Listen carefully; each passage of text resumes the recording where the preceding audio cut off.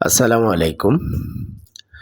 আজকে যে রান্নাটা দেখাচ্ছি, এটা একটা বিদঘুটে রান্না। অনেকের কাছেই মনে হবে। বিশেষ করে যারা করলা পছন্দ করেন না, তাদের জন্য তো একেবারে চূড়ান্ত রকমের বাজে এবং বিদঘুটে। আবার যারা করলা ভাজি পছন্দ করেন, কিন্তু করলার ঝোল পছন্দ করেন না, তাদের জন্য এই বিষয়টা বিদঘুটেই ঠেকবে।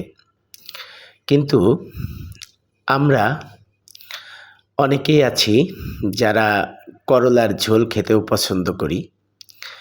ছোটবেলা থেকেই বিশেষ করে চৈত্র বৈশাখ মাস আসলে ডিমওয়ালা পুঁটি, ট্যাংরা, শিং ইত্যাদি মাছ দিয়ে আমার নানু করলা দিয়ে ঝোল করতেন। আমার নানাও খুব পছন্দ করতেন। সেই সূত্রে আমরাও খেতে পারি মোটামুটি। আমি ভালোই খেতে পারি এবং এই গরমে এটা উপাদেয় এবং পুষ্টিকর। তো আজকে তাই গুলশা ট্যাংরা দিয়ে করলার ঝোল রান্না করলাম। তো প্রথমে মাছগুলো একটু হালকা ভেজে নিয়েছি, তারপরে জিরা ফোড়ন দিয়েছি তেলে। আমি আস্ত জিরাই বেশিরভাগ ব্যবহার করি। এতে দুটো বিষয় হয়, একটা হচ্ছে ফ্লেভারটা একটু অন্যরকম হয়, উগ্র হয় আর কি। আরেকটা বিষয় হচ্ছে পরিমাণেও কম লাগে।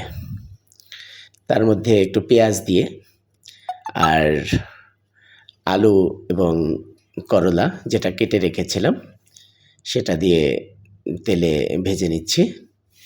তো এই ভেজে নিতে নিতেই তার মধ্যে হলুদ, তারপর মরিচের গুঁড়ো, তারপরে রাঁধুনি ও ধনিয়ার মিক্স একটা গুঁড়ো।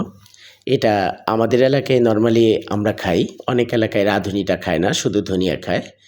তবে আমাদের বাড়িতে আমরা বা আমাদের এলাকার মানুষজনই এটা করে যে অর্ধেক রাঁধুনি আর অর্ধেক ধনিয়া দিয়ে একটা গুঁড়ো করে রাখে।